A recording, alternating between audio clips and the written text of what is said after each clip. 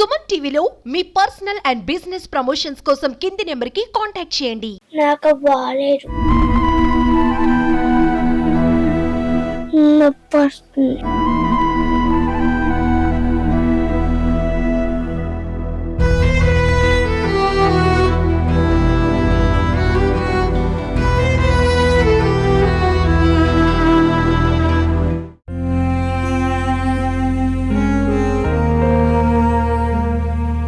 మీరే ఆదుకోవాలి సార్.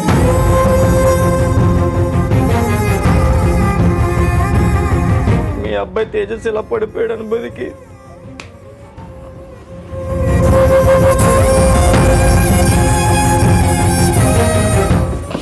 ఈ చెయ్యిపోయింది.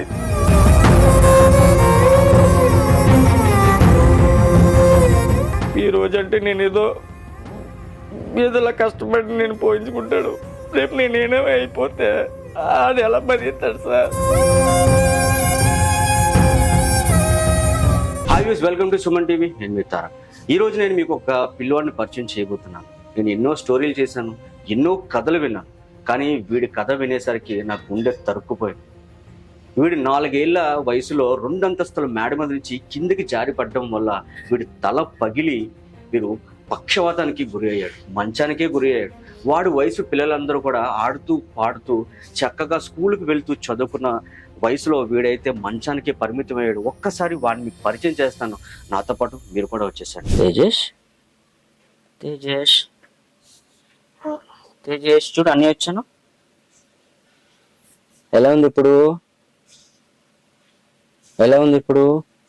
నాకు బాలేదు. బాగోలేదా? అయ్యో, ఏం బాగలేదురా? నొప్పి వస్తుంది? ఇంకా నొప్పి వస్తుంది. ఇంకా నొప్పి వస్తుందా? ఇక్కడ ఓకే ఓకే, చేయి పెట్టద్దు, నొప్పి వస్తుంది. తేజ్, బయటకు వెళ్దామా? ఎత్తుకోవాలా? సరే, నేను ఎత్తుకుంటలేదు.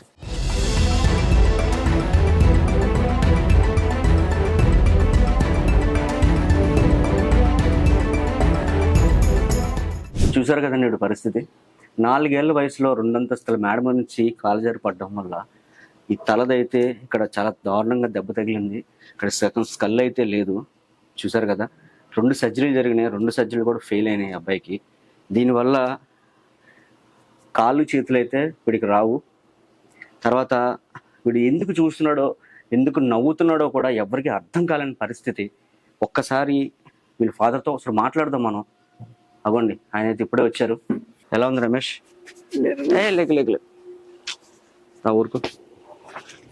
ఇదేనండి తేజస్ అని ఫాదర్. ఒకసారి ఆ రోజు అసలు ఏం జరిగింది, అసలు ఆ 2 అంతస్తుల మేడ మీద తను ఎందుకు ఎక్కాడు, అసలు ఏ ఊర్లో పడిపోయాడు అనేది ఒక్కసారి మనం తెలుసుకుందాం. ఒకసారి రమేష్, బాధపడద్దు. నువ్వు ఎంత కష్టంలో ఉన్నావో నీ ప్రాబ్లమ్స్ లో నుంచి బయటకు తీసుకురావడానికి నేను వచ్చాను. మీరే ఆదుకోవాలి సార్. ఏం పర్లేదు, ఓకేనా? ఒకసారి మాట్లాడదాం. అసలు ఏం జరిగింది వాడికి, అసలు ఎలా జరిగింది? నువ్వు కాసేపు కంట్రోల్ అవ్వు.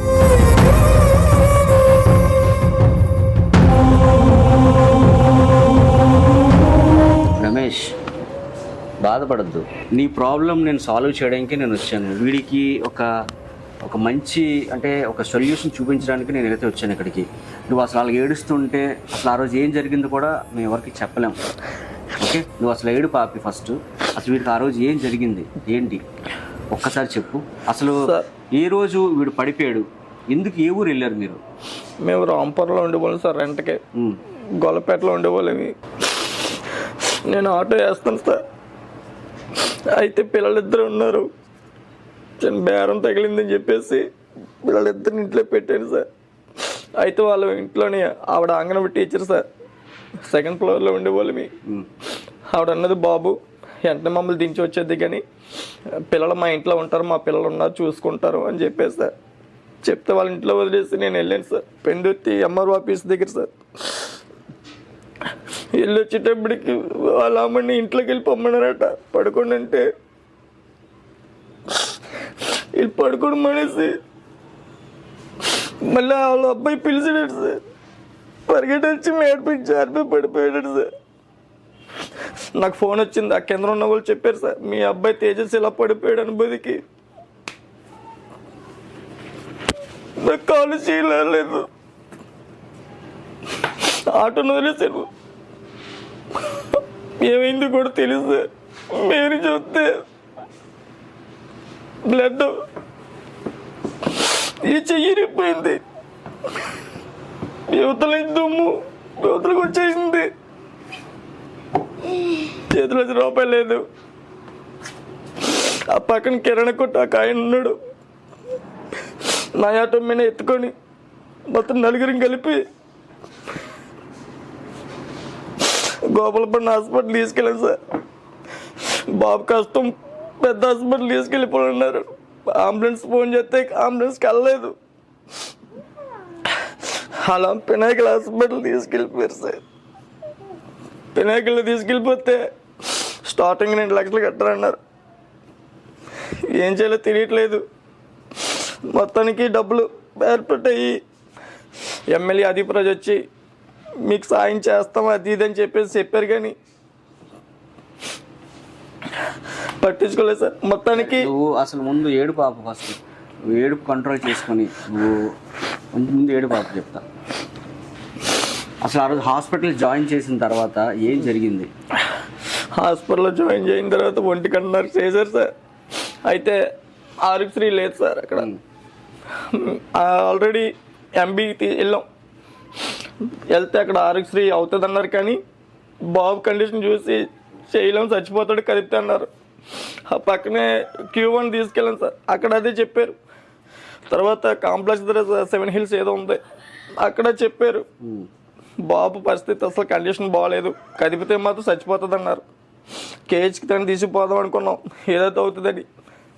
మొత్తానికి ఇంకా బాబు కండిషన్ బాగాలేదు, దేవుడి దయ్య అని చెప్పేసి అప్పటికప్పుడే వేరే వాళ్ళ దగ్గర ఇల్లు తాకట్టు పెట్టి తెచ్చి డబ్బులు పినాకిల్ హాస్పిటల్లో ఒక సర్జరీ అయింది సార్. దగ్గర 9 లక్షలు దాటిపోయింది. తర్వాత RON రిహాబిలేషన్ ఉంది సార్ KH దగ్గర, రోజుకి 6,000. ఎన్ని మిషన్లు, బాబు కండిషన్లో 3 నెలలు ఉన్నాం హాస్పిటల్లోని, తిండుండేది కాదు.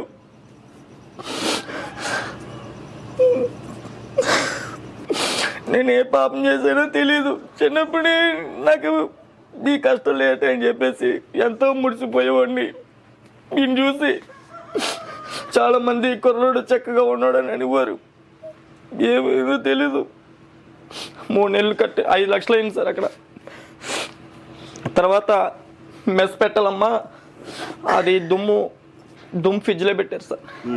పెద్దవాళ్ళకి అయితే పొట్టలో పెట్టాలంట, చిన్నపిల్లడు కదా, ఆ చెప్ప డీప్ ఫ్రిడ్జ్లో పెట్టారు పినాకిల్ హాస్పిటల్లోని. ఆ డాక్టర్ గారు మెడికవర్కి వెళ్ళిపోయారు. మళ్ళీ అక్కడ సర్జరీ చేయాలంటే మళ్ళీ చేశారు సార్. అక్కడ 4 లక్షలు అయిపోయింది సార్. అయినా సరే కానీ సక్సెస్ అవ్వలేదు. పెచ్చులు ఇక్కడి నుంచి మొత్తం అంతా ఇక్కడి నుంచి వచ్చేసి సార్ పెచ్చులు చిన్న పెచ్చులాగా ఫెయిల్యూర్ అయిపోయింది. మళ్ళీ బాబుకి మెస్ పెట్టాలన్నారు సార్. ఇంకొక 2 సంవత్సరాలు పడుతుంది అని చెప్పారు. సంవత్సరం అవుతుంది. నేను హాస్పిటల్కి బిల్లు ఉన్న చూపిస్తాను. ఇప్పుడు వచ్చి హాస్పిటల్ తీసుకెళ్ళి సంవత్సరం అవుతుంది. సోమత లేక ఆటో సర్వీసులు లేవు. బాత్రూమ్కి వెళ్ళాలన్నా తీసుకెళ్ళాలా, టాయిలెట్కి వెళ్ళినా తీసుకెళ్ళాలా, బ్రష్ చేయించాలా, స్నానం చేయించాలా. చెట్టంత మగ నుండి కూడా నన్ను అందరూ కూడా చీప్గా చూస్తున్నారు. చేతిలో రూపాయి ఉండట్లేదు. కోట బియ్యం పెడుతున్నాను సార్ వీడికి. ఆ పాపని కూడా సాధన స్కూల్లో వాళ్ళే ఫ్రీగా చదివిస్తున్నారు. రమేష్, వీడికి ఇంత ప్రమాదం జరిగింది కదా, ఏ రాజకీయ నాయకుల దగ్గరికి నువ్వు వెళ్ళి సహాయం అడగలేదా? సార్ గత ప్రభుత్వంలోని తిరిగాను సార్.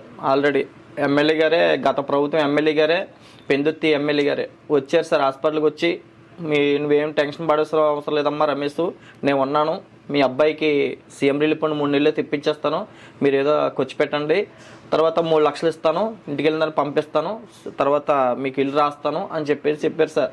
అప్పటి నుంచి ఆయన వెనకాలే తిరుగుతా ఉన్నాను. హాస్పిటల్ 3 హాస్పిటల్ బిల్లు కూడా ఆ ఎమ్మెల్యే గారికి ఇచ్చాను సార్. గత ప్రభుత్వం ఎమ్మెల్యే గారికి ఇస్తే ఆ బిల్లు పాడేశారట సార్. ఎక్కడ పాడేశారో తెలీదు. పాడేస్తే తిరిగిందంటూ ప్రతి అధికారి దగ్గరికి వెళ్ళాను సార్. ఆయన పట్టించుకోలేదు. ఏ అధికారుల దగ్గరికి, తర్వాత సెక్రటేరియట్ కూడా వెళ్ళాను సార్. ఎక్కడికి వెళ్ళా మీ ఎమ్మెల్యే గారిని అడగండి అని చెప్పారు సార్. పట్టించుకోలేదు సార్. ఇప్పుడు 3 సంవత్సరాల నుంచి తిప్పుకొని ఉన్నాడు. ఆయన వెళ్తే వీడికి ఏదో అప్పున్నాడు వచ్చేస్తాడు, బయటికి గెంటండి అని చెప్పేసి అన్నాడు సార్. నా కొడుకుని చూసి కూడా జాలే లేదు ఆయనకి. ఆ ప్రభుత్వంలో ప్రతి నాయకుడి దగ్గరికి వెళ్ళి కాళ్ళు కూడా పట్టుకున్నాడు, పట్టించుకోలేదు. అయితే మా రెడ్డి నారాయణ గారు సార్, టీడీపీ నాయకులు, ఎంపీపీ, ఆయన జడ్పీటీసీ సార్, ఆయన అన్నారు, అమ్మ రమేష్ నువ్వేం బాధపడవసరం లేదు, మన ప్రభుత్వం వచ్చిన తర్వాత చంద్రబాబు నాయుడు గారి ద్వారాగా మీకు సాయం చేస్తానని చెప్పేసి మా జడ్పీటీసీ నారాయణరావు గారు, రెడ్డి నారాయణరావు గారు చెప్పారు సార్. అయితే లోకేష్ బాబుని కలిసాం. తర్వాత చంద్రబాబు నాయుడు దగ్గరికి కూడా ఆయనే తీసుకుని వెళ్ళారు సార్. తీసుకుని వెళ్ళి నీకు ఎలాగన్నా సాయం చేస్తానమ్మా అని చెప్పేసి ఆయన తీసుకుని వెళ్ళారు. చంద్రబాబు నాయుడిని కలిసాము. మన చంద్రబాబు నాయుడు సారు గండిబాబ్జీ గారికి, మన పల్లా శ్రీనివాసరావు గారికి అప్పచెప్పారు సార్. మరి ఇంకా తెలియలేదు ఇంకా ఏమంటే నా కొడుక్కి సీఎం రిలీఫ్ ఫండ్ ఇమ్మని, తర్వాత నా కొడుక్కి ఫెన్షన్ 100% ఉంది సార్. ఎందుకంటే ఆడు ఏ పని చేసుకోలేడు. ఇప్పుడు ఈ అబ్బాయికి పెన్షన్ వస్తుందా? రాదు సార్, పెన్షన్ రావట్లేదు. ఆ ప్రభుత్వంలో పెన్షన్కి అప్లై చేస్తే పట్టించుకోలేదు సార్, దేనికి పట్టించుకోలేదు సార్ మమ్మల్ని. ఇప్పుడు ఏమైనా పెన్షన్ వస్తుందా? రాలేదు సార్, కూడా రావట్లేదు. ఇంకా ఇప్పటికి వచ్చి ఇంకేం రాలేదు సార్. ఇంకా తీయలేదు అప్లై, ఇంకా కొత్త పెన్షన్లకి ఇంకా అవ్వలేదని అన్నారు సార్. అయితే చంద్రబాబు నాయుడు గారిని పెన్షన్ కోసం మనకి రావాల్సిన సీఎం రిలీఫ్ ఫండ్ వస్తే కొంచెం అప్పు తీరుతాయి కదా అని చెప్పేసి అనుకున్నాను సార్. కానీ అప్పులు పెరిగిపోతున్నాయి సార్, వడ్డీలు కట్టలేని పొజిషను, ఇంట్లోకి తినడానికి లేదు, ఎక్కడ ఓ మనిషి ప్రత్యేకంగా ఉండాలి సార్. ఇప్పుడు చిన్నప్పుడు ఫోటోలు చూస్తే ఎంత అందంగా ఉన్నాడు అని నాకు అనిపించింది. నాకే కాదు, చూసిన ప్రతి ఒక్కరు కూడా అది ఎంత అందంగా ఉన్నాడే, ఇప్పుడు చూస్తే వీడి పరిస్థితి అలాగ అయిపోయింది కదా. సో కడుపు తరుక్కుపోతుంది రమేష్. అసలు వీడికి ట్రీట్మెంట్కి ఎంత ఖర్చు అవుతుంది? అసలు ఇప్పటికీ నువ్వు హాస్పిటల్కి తీసుకెళ్ళి ఎన్ని రోజులు అవుతుంది సార్? హాస్పిటల్ తీసుకెళ్ళి సంవత్సరం అవుతుంది సార్. 1 year అయిపోతుందా? 1 year అయిపోతుంది. మందులు కూడా కొనలేని పొజిషన్. మరి నీకు నీ ఫ్రెండ్ సర్కిల్ కానీ చుట్టుపక్కల కానీ ఎవరు కూడా సపోర్ట్ చేయలేదా? అంటే ఇంకెవరు సపోర్ట్ చేస్తారు సార్? ఎవరు ప్రాబ్లమ్స్ అని అందరూ కూలి పని చేసుకున్న వాళ్ళు ఎక్కడ వాళ్ళు అందరూ ఏ చేయాలో కూడా తెలియదు. గవర్నమెంట్ కూడా మాకు సాయం చేయలేదు. అప్పుడు మొన్న చంద్రబాబు నాయుడు కలిసాను సార్, లోకేష్ని కలిసాను. చంద్రబాబు నాయుడు గారు ఏమన్నారు? చంద్రబాబు నాయుడు చేస్తానమ్మా అని చెప్పేసి అన్నారు సార్. పల్లా శ్రీనివాసరావు గారు ఉన్నారు కదా, ఆయనకి అప్పచెప్పారు గండిబాబ్జీ గారికి.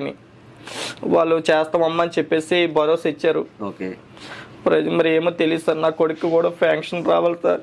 ఈ రోజు అంటే నేను ఏదోలా కష్టపడి నేను పోయించుకుంటాడు. రేపు నేనేమో అయిపోతే ఆడు ఎలా బతిస్తాడు సార్? ఇప్పుడు నేను చూసుకుంటాను, ఎవరు చూసుకుంటాడు అర్థమవట్లేదు. ఓ మనిషి ప్రత్యేకంగా ఉండాలి సార్. పిల్లలందరూ ఆడుకుంటారు, డాడీ నేను ఎప్పుడు ఆడుకుంటూ పిల్లలతో ఉంటాడు. పిల్లలందరూ స్కూల్కి వెళ్తున్నారు సార్, డాడీ నేను స్కూల్కి వెళ్ళి చదువుకుంటాను అంటాడు. ఏం చదువుతాడు డాడీ వెళ్ళి? ఆ పిల్లలందరూ ఇడికెళ్ళి చూసుకుని ఉండిపోతున్నారు. చదవలేడు, రాయలేడు. ఆడ జీవితం ఏంటో నాకేం అర్థమవట్లేదు.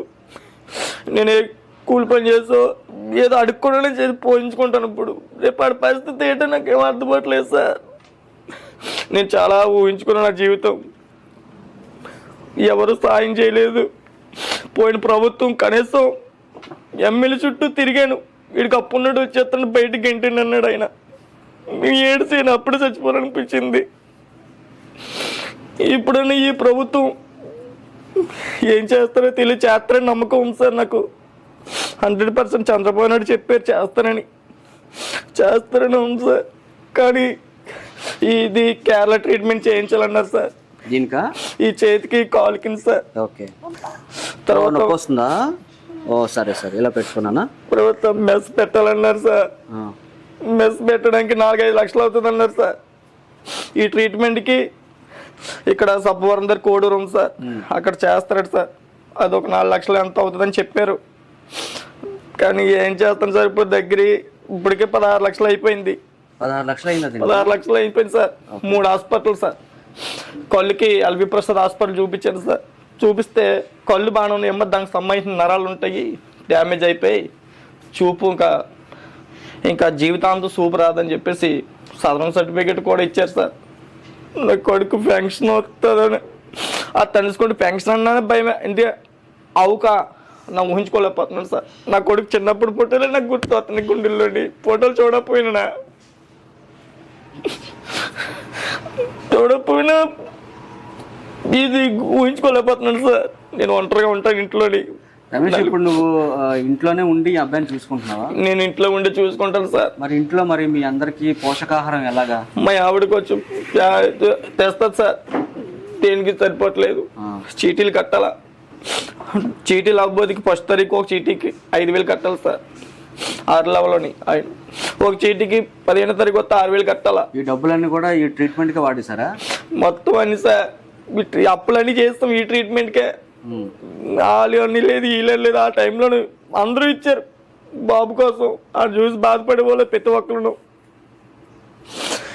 ప్రజెంట్ రెంట్ లేకుండా ఉంటున్నాం సార్. ఇది వాళ్ళు కొంచెం కనికరించి పోలే అందాక మీ పరిస్థితి బాగోలేదు కదమ్మా అని చెప్పేసి రెంట్ కొండని చెప్పేసి ఇంకొక సంవత్సరం వరకు మమ్మల్ని రెంట్ అది అడగనన్నారు సార్. డబ్బులు ఇచ్చేయాలి వాళ్ళకి. వడ్డీలు పెరిగిపోతున్నాయి సార్. వడ్డీయే కట్టాలా, ఇంట్లో తిన్నాకే తేవాలా, ఆటోలు చూస్తే సర్వీసులు. ఒక టికెట్ వచ్చిందంటే ఆ టికెట్ కోసం ఎన్నో ఆటోలు ఉంటున్నాయి. ఎలా బతికి ఏడుపు వస్తుంది, చచ్చిపోవాలనిపిస్తుంది. 4 రోజులు అవుతుంది ఇంట్లో నూనె లేదు, అసలు కాయగూరలు లేవు, బియ్యం లేవు. కోటమి వండి పెడుతున్నాను సార్. ఎప్పుడు కూడా ఈ పరిస్థితి వస్తుంది అనుకోలేదు. మీరే ఎలాగన్నా మీ సుమన్ టీవీ ద్వారాగా మమ్మల్ని ఆదుకుంటారని. మీరు ఎంతో మంది చేసి ఉంటారు సాయం. భయపడకు రమేష్. అంటే ఏదో సార్ మీ దయ. ఇప్పుడు కూడా మేము ఎందుకు వచ్చామంటే సో వీరి పరిస్థితి బాగోలేదు, మీ పరిస్థితి కూడా బాగోలేదు. సో ఇది మా సుమన్ టీవీ తరఫు నుంచి, మా తరఫు నుంచి 10 మందికి తెలియడం కోసం, సో మీకు ఏదైనా సహాయం అందుతుంది అందుకోసం అని చెప్పేసి మేమైతే రావడం జరిగింది. నొప్పి వస్తుందా? ఎక్కువసేపు కూర్చోలేకపోతున్నావా? అయ్యో సార్, కాసేపు ఇలా పడుకుని పోతావా? లేకపోతే ఇంటికి వెళ్ళి మంచమే పడుకోబెట్టావా? మంచమే పడుకుంటావు పని. మరి ఏం చేస్తావు? అలా కూర్చుంటావా? సరే, ఇలా స్ట్రైట్గా కూర్చో. రమేష్, ఏం లేదు, ఇప్పుడు ఈ దీన్ని దెబ్బ తగలడం వల్ల నర్వ్స్ అన్ని కూడా చాలా డ్యామేజ్ అయిపోయాడు కదా. సో దానివల్ల తిను ఏ ఫీలింగ్ ఏంటంటే తనకు ఆకలి వేసినా, తనకి నొప్పి వచ్చినా సరే తను చెప్పలేడు, అదే నవ్వుతూనే ఉండిపోతున్నాడు. ఏంటి ఇది కారణం ఏంటి? డాక్టర్ గారు చెప్పి మొత్తం ఇది ఈ పడిపోవడం వల్ల యువతల దుమ్ము యువతలకు వచ్చేసిందండి సార్. మొత్తం బతకడమే గ్రేట్ అని చెప్పారు సార్. మొత్తం లోపలదంతా డ్యామేజ్ అయిపోయిందంట సార్. కానీ అది మాకు తెలిసే బతికాడంటే గ్యారెంటీ లేదు, కానీ దేవుడి దయ వల్ల బాగానే బతికాడు అని చెప్పారు సార్. దీనివల్ల ఏంటన్నది తెలీదు, మీరే చూస్తున్నారు సార్. ఎలాగున్నాడు ఏంటన్నది. అది నవ్వుతాడు, ఎందుకు నవ్వుతాడో తెలియదు, ఏటో తెలియదు. మొత్తం ఓకే, బుర్ర బాగా ఇదైపోయింది సార్. ఈ నరాల వల్ల సార్ ఇప్పుడు బాత్రూమ్ వచ్చినా నవ్వుతాడు సార్, ఆకలి వేస్తున్నా నవ్వుతాడు సార్, టాయిలెట్కి వచ్చినా నవ్వుతాడు. ఎందుకు నవ్వుతాడు కూడదు, ఏది వచ్చినా బాధ వచ్చినా నవ్వుతాడు సార్. దాన్ని బట్టి నేను అర్థం చేసుకొని ఆడికి ఏం కావాలి, బాత్రూమ్ వస్తే బాత్రూమ్ తీసుకెళ్తాను, టాయిలెట్కి వస్తే టాయిలెట్ తీసుకెళ్తాను. నేను అర్థం చేసుకొని, ఎందుకంటే మిగతా వాళ్ళు ఎవరికి తెలియదు సార్ ఈ పొజిషన్. ఎందుకంటే నేను ఫస్ట్ నుంచి నేను చూస్తున్నాను కాబట్టి వీడికి ఏం కావాలనేది నవ్వడం వల్ల ఈ చేసే ప్రవర్తన పెట్టి నేను అర్థం చేసుకొని నేను చెయ్యాలి సార్. ఆకలి అన్నం పెట్టడం, తర్వాత బాత్రూమ్ తీసుకెళ్ళడం, టాయిలెట్ తీసుకెళ్ళడం. అలా బయటికి సాయంత్రం అయితే పిల్లలందరూ వస్తారు, తీసుకొని వెళ్ళి అక్కడ కూర్చోబెడితే వాళ్ళందరూ ఆడుకుంటూ ఉంటే ఏదో అలా నవ్వుతూ ఉంటాడు సార్.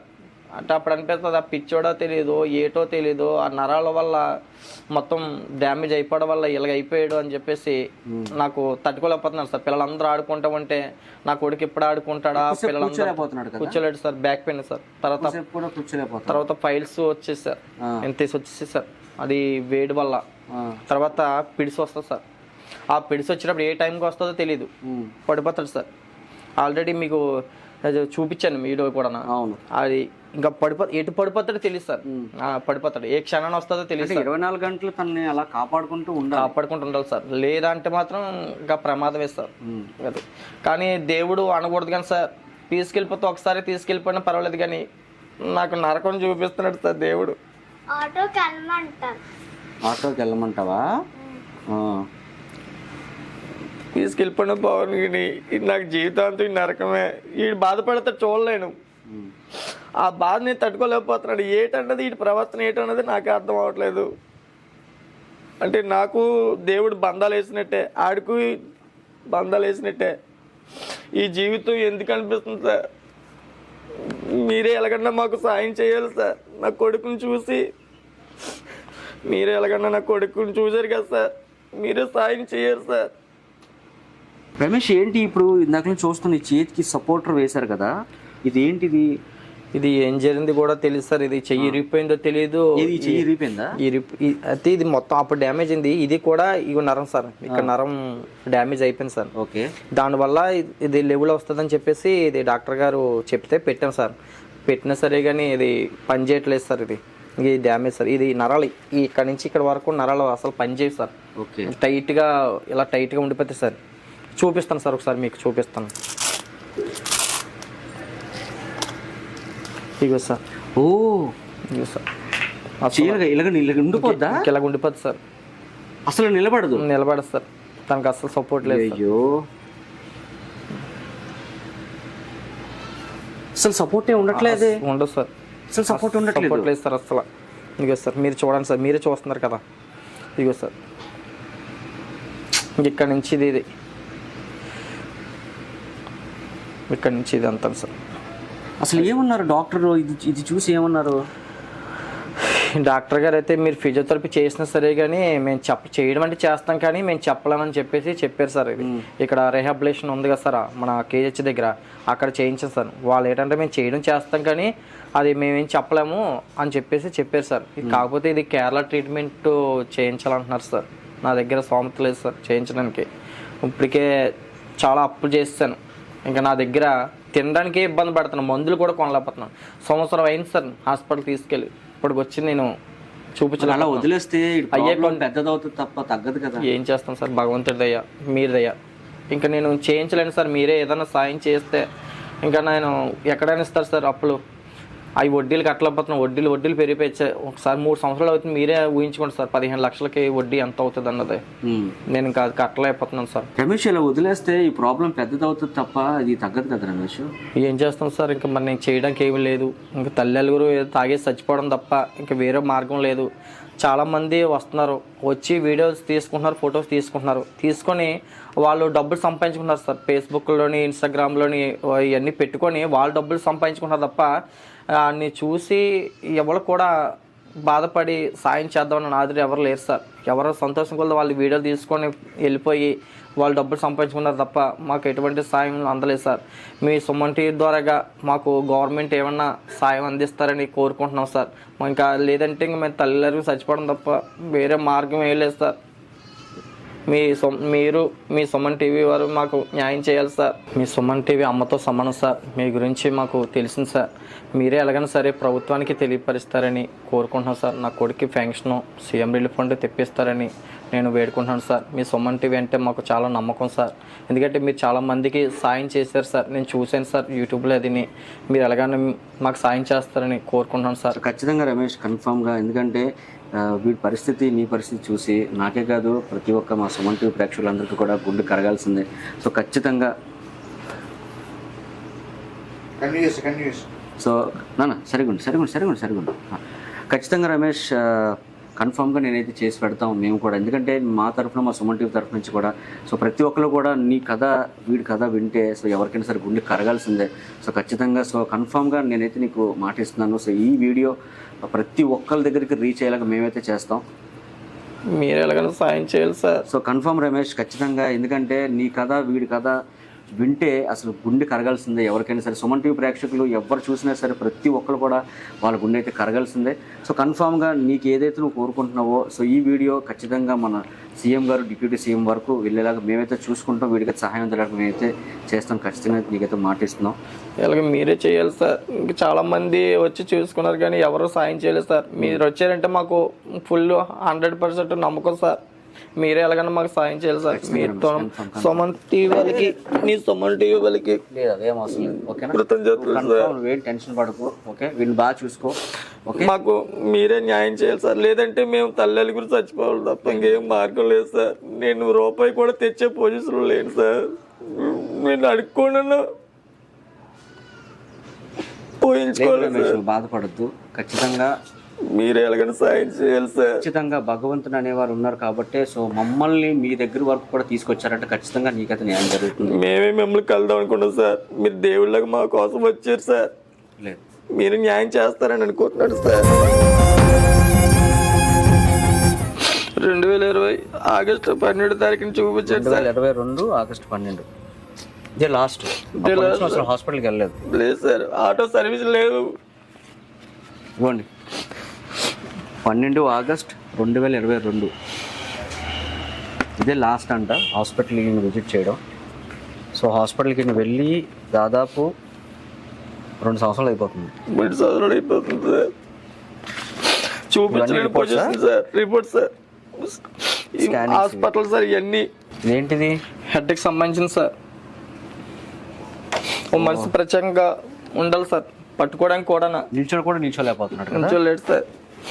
నేను ఇంకా చూపించలేక ఆటో బేరా లేక ఆర్కే బీచ్ దగ్గర తీసుకుపోయి పడుకుందాం అనుకుని సార్. ట్రీట్మెంట్ కూడా చేయించిన, మందులు కూడా కొనలేకపోతున్నాడు సార్. మీరు చూస్తే తెలుస్తుంది, ఇంట్లో ఏమి కూడా లేదు సార్. కోట బియ్యం పెడుతున్నాడు సార్, తినలేకపోతున్నాడు. ఇదిగో సార్, ఆడు పొజిషన్ చూసారు కదా. మీరు ఎలాగన్నా సాయం చేయాలి సార్. చూశారు కదండి ఒక తండ్రి ఆవేదన. ఏ జన్మలో చేసుకున్న పాపమో నా బిడ్డ విషయంలో విధి వికృతించిందని చెప్పేసి తనైతే బాధపడుతున్నాడు. ప్రతి ఒక్కరు కూడా ఆ ఏజ్లో స్కూల్కి వెళ్ళి చక్కగా ఆడుకునే వయసులో నా బిడ్డ అయితే మాత్రం మంచానికి పరిమితం అవుతున్నది, మంచానికి పరిమితం అయిపోయాడని చెప్పేసి తను ఏడవని క్షణం లేదు, ఏడవని రోజు లేదు. ఎవరైనా సరే ముందుకు వచ్చి నా పరిస్థితి చూసి నా బిడ్డకి నాకు సహాయం చేస్తారని చెప్పేసి ఆ తండ్రి అయితే ఆవేదన వ్యక్తం చేస్తున్నారు. హాస్పిటల్కి తీసుకువెళ్ళి ఆ పిల్లవాడిని 2 సంవత్సరాలు అయితే దాటిపోయిందండి. సో ఇలానే ఉంచేస్తే ఆ పిల్లవాడు ప్రాణానికి ప్రమాదం. తన దగ్గర అయితే తినడానికి కూడా డబ్బులు లేవు, ఆ పిల్లడికి ట్రీట్మెంట్ చేయించడం కూడా డబ్బులు లేవని చెప్పి ఆ తండ్రి అయితే ఆవేదన వ్యక్తం చేస్తున్నారు. సో ఎవరైనా సరే దాతలు ముందుకు వచ్చి నా పిల్లడికి సహాయం చేయండి, నా పిల్లడి లైఫ్ నిలబెట్టండి అని చెప్పేసి ఆయన అయితే మనస్ఫూర్తిగా మనసుమన్ టీవీ తరఫున అయితే కోరుకుంటున్నారండి. సో ఎవరైనా సరే ముందుకు వచ్చి తేజస్కి సహాయం చేయండి. సో ఖచ్చితంగా వాళ్ళ లైఫ్ నిలబెట్టండి. సో 100% వాళ్ళ లైఫ్ అయితే నిలబడుతుందని చెప్పేసి మేమైతే మనస్ఫూర్తిగా కోరుకుంటున్నాం. ఎవరైనా సహాయం చేయాలనుకుంటే ఖచ్చితంగా సుమన్ టీవీని సంప్రదించండి, వాళ్ళకైతే సహాయం చేయండి, వారికైతే ఒక లైఫ్ ఇవ్వండి.